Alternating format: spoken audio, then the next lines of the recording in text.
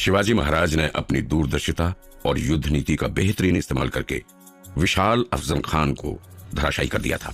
सोचिए कि अगर आप शिवाजी राजे के सलाहकार होते तो क्या आप उन्हें अफजल खान जैसे खतरनाक दरिंदे से अकेले मिलने जाने देते? नहीं ना, क्योंकि शिवाजी राजे मराठा साम्राज्य के वो दीपक थे जिनकी रोशनी से ही स्वराज का आंगन जगमगा रहा था। शिवाजी के जीवन पर कोई आंच पूरे के पूरे स्वराज अभिमान के लिए घातक साबित हो सकता था।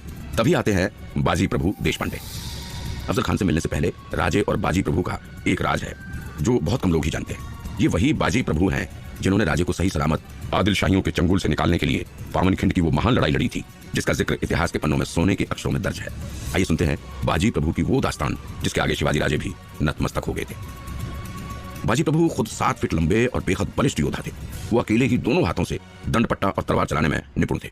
शिवाजी राजे ने अफजल खान से मिलने से पहले एक दिन बाजी प्रभु को संदेशा देकर बुलाया था। राजे प्रणाम। बाजी प्रभु ने शिवाजी को सजदा करते हुए कहा, बड़े छोटे भाइयों को प्रणाम नहीं करते हैं बाजी प्रभु, बल्कि वो युद्ध के लिए विजयी भवा का आशीर्वाद देते हैं। शिवाजी राजे ने कहा, जिस पर पूरे स्वराज की जिम्मेदारी हो उसका पूरा मराठा ही सेवक है, और सेवक तो प्रणाम कर सकता है ना राजे। बाजी प्रभु ने वाक पटुता के साथ जवाब दिया, अब आपसे तो मैं नहीं जीत सकता बाजी प्रभु। शिवाजी ने ठहाका लगाते हुए कहा, बाजी प्रभु मुझे आपसे एक छोटी सी मदद की जरूरत है। राजे ने बाजी प्रभु से आग्रह के स्वर में कहा, हाँ कहिए राजे, ये सेवक तो आपके लिए अपनी जान भी देने के लिए तैयार है। बाजी प्रभु ने कहा, अरे जान देने की जरूरत नहीं है बाजी, आपके जैसे योद्धाओं की जरूरत स्वराज विस्तार के लिए अभी सबसे अधिक है। मुझे तो आपसे 6-7 पहलवानों की जरूरत है। पहलवान? वो किस लिए राजे? बाजी प्रभु ने कहा, बस ऐसे ही बाजी, मैं भी देखना चाहता हूँ कि क्या मैं आपके तरह द्वंद्व युद्ध में निपुण हूँ या नहीं। शिवाजी राजे ने हंसते हुए कहा, कहीं आप कुछ छिपा तो नहीं रहे राजे? बाजी प्रभु ने शिवाजी राजे से पूछा, अब आपसे क्या छिपाना बाजी, असल में अफजल खान की कद काठी तो किसी पहलवान से कम नहीं है और वो बिना चालबाजी के मिलेगा। इस बात का यकीन करना वैसा ही होगा कि कोई बगुला नदी में खड़ा होकर कहे कि अब मैं मछली नहीं खाऊंगा, इसलिए हमें अपनी तरफ से पूरी तैयारी करनी होगी। शिवाजी राजे ने बाजी प्रभु को जवाब देते हुए कहा, बिल्कुल राजे, एकदम सही कहा आपने। मैं तो यही सोच रहा था कि अफजल खान जैसे खूंखार दानव सरीखे काया वाले योद्धा से मिलने के लिए पहले से तैयारी करनी होगी। लेकिन राजे आपके दिमाग में चल रही युद्ध नीति को समझना हम सबके बस की बात नहीं है। मैं जल्द से जल्द 6-7 पहलवानों को आपके पास भिजवाता हूँ और उस अफजल खान से मुलाकात की तैयारी मैं खुद आपको करवाऊंगा, बाजी प्रभु ने कहा। बाजी प्रभु के कहने पर 6-7 पहलवान आए थे जिनके साथ मिलकर बाजी प्रभु ने शिवाजी राजे को अफजल खान से मल्ल युद्ध की तैयारी करवाई थी।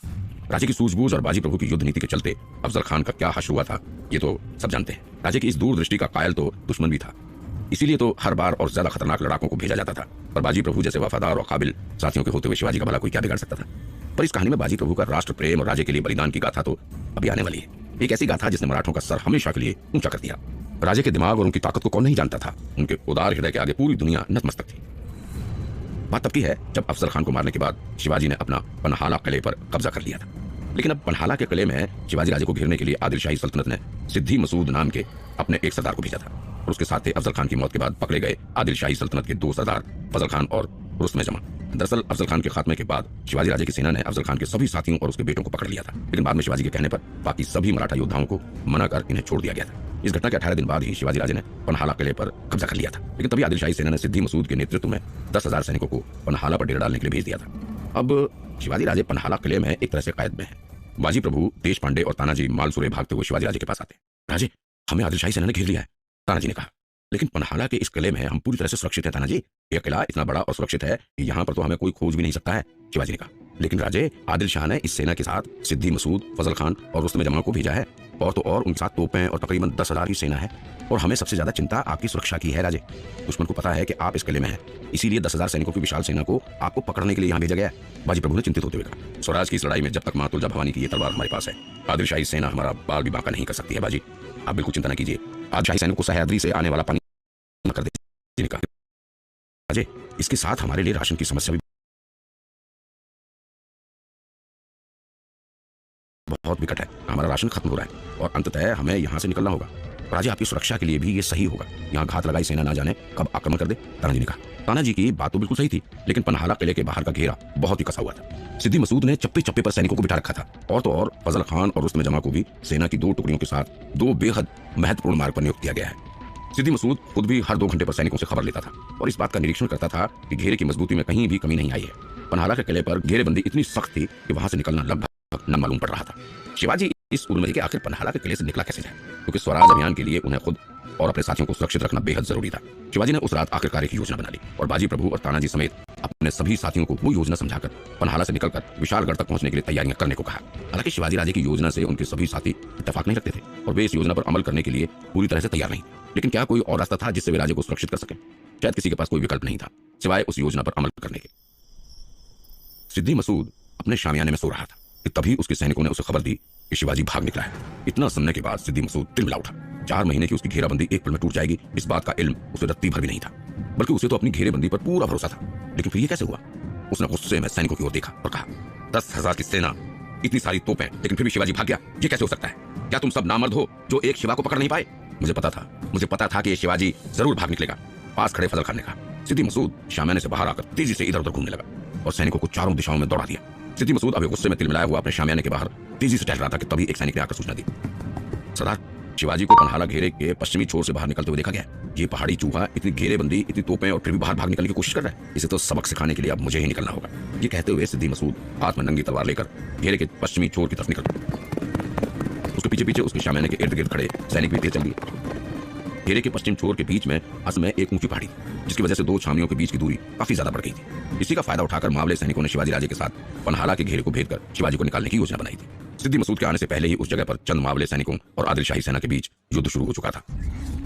मावले बहुत बहादुरी से आदिल शाही सेना के छक्के छुड़ा रहे थे। इस बात का यकीन करना मुश्किल था कि इतने कम मावले ही आदिल शाही सेना को पीछे की ओर ढकेलते जा रहे हैं। वहां पहुंचते ही सिद्दी मसूद ने देखा कि खुद शिवाजी भी अपने हाथों में तलवार लेकर युद्ध क्षेत्र में उतरे हुए। तलवार लेकर युद्ध करते शिवाजी राजे को देखकर एक पल के लिए सिद्दी मसूद सिहर गया, लेकिन उसे बीजापुर की बड़ी बेगम को किए वादे की याद आई। सिद्दी मसूद ने अपने सैनिकों को कहा, आगे बढ़ो और इन काफिरों को कुचल डालो। याद रहे, हमें शिवाजी को जिंदा पकड़ना है ताकि बीजापुर के दरबार में उसे पेश किया जा सके। उस पहाड़ी चूहे ने पूरे आदिल शाही हुकूमत के नाक में दम कर रखा है। इतना कहने के बाद सिद्दी मसूद खुद भी तलवार लेकर मावले सैनिकों पर टूट पड़ा। मावले सैनिक कम थे, लेकिन वे वीर थे। चारों तरफ से घिरे मावले सैनिकों ने आदिल शाही सेना को पीछे खिसकने के लिए मजबूर कर दिया था, लेकिन सिद्दी मसूद के साथ आए हुए सैनिक ज्यादा निपुण थे। सिद्दी मसूद खुद भी मैदान में था। थोड़ी देर तक तो मावले सैनिकों ने आदिल शाही सेना को रोके रखा, लेकिन मसूद के साथ आए सैनिकों और पहले से ही चारों तरफ से घेरे सैनिकों ने शिवाजी राजे और उनके मावले योद्धाओं को पीछे धकेलना शुरू कर दिया था। तभी मसूद ने शिवाजी को पकड़ने के लिए एक चाल चली। सिद्दी मसूद ने अपने सैनिकों को एक दिशा से पीछे हटकर घेरने को कहा और अपने सैनिकों के साथ सामने से धावा बोल दिया। सिद्दी मसूद की यह योजना काम कर गई। शिवाजी राजे अब सिद्दी मसूद के कब्जे में थे। आखिरकार शिवाजी को हमने पकड़ लिया। कर्नूल के सिद्दी मसूद ने शिवाजी को आखिरकार पकड़ लिया। शिवाजी के पकड़े जाने के बाद सिद्दी मसूद खुशी से झूम उठा। सिद्दी मसूद को इस बात की आशा थी कि शिवाजी को पकड़ने के बाद निश्चित ही उसको अशरफियों से तोड़ दिया जाएगा और बीजापुर के दरबार में उसकी प्रतिष्ठा भी जरूर बढ़ेगी। सिद्दी मसूद के सैनिक शिवाजी को लेकर उसके शामियाने की ओर चलने लगे। थोड़ी देर बाद वो मसूद के आलीशान शामियाने में थे। मसूद ने अपनी कुर्सी पर बैठे बैठे शिवाजी राजे से पूछा, क्यों शिवाजी, तुम्हें लग रहा था कि तुम हमें और हमारी सेना को चकमा देकर भाग जाओगे? ऐसा तुमने सोच भी कैसे लिया? तुम्हारा पाला सिद्दी मसूद से पड़ा है शिवाजी, कर्नूल के सिद्दी मसूद से। मुझे चकमा देना इतना आसान नहीं है। सिद्दी मसूद की ये बात सुनकर शामियाने में खड़े सारे सैनिक ठहाका लगाकर हंस पड़े, लेकिन शिवाजी शांत भाव से एक मंद मुस्कान के साथ सिद्दी मसूद के सामने खड़े थे। सिद्दी मसूद शिवाजी को अपने कब्जे में पाकर जैसे खुशी से पागल हो गया था। उसने आगे शिवाजी की तरफ देखकर व्यंग्यात्मक लहजे में सैनिकों से कहा, अरे अरे, शिवाजी राजे को बैठने का बंदोबस्त करो। ये महाराज हैं, महाराज को ऐसे खड़े रखोगे? सिद्दी मसूद क्या ऐसे ही महाराज का स्वागत करेगा? पूरा शामियाना एक बार फिर से हंसी के ठहाकों से गूंज उठा, लेकिन शिवाजी के चेहरे पर एक मंद मंद मुस्कुराहट थी। आखिर शिवाजी ने उस दिन ऐसी कौन सी योजना के लिए बाजी प्रभु और तानाजी को राजी किया था, जिसकी वजह से वो पन्हाला से निकल तो गए थे, लेकिन सिद्दी मसूद के कब्जे में फंस गए थे? क्या ये सिद्दी मसूद को चकमा देने के लिए शिवाजी राजे का कोई पैंतरा तो नहीं था? क्योंकि जिस तरह की घेराबंदी आदिल शाही सेना ने पन्हाला के चारों तरफ की हुई थी, उसे देखते हुए वहां से निकलने के लिए एक चाक चौबंद योजना की जरूरत थी। आखिर शिवाजी राजे की वो गुप्त योजना क्या थी, जिसके लिए उन्हें खुद को ही सिद्दी मसूद के हाथों सौंपना पड़ा?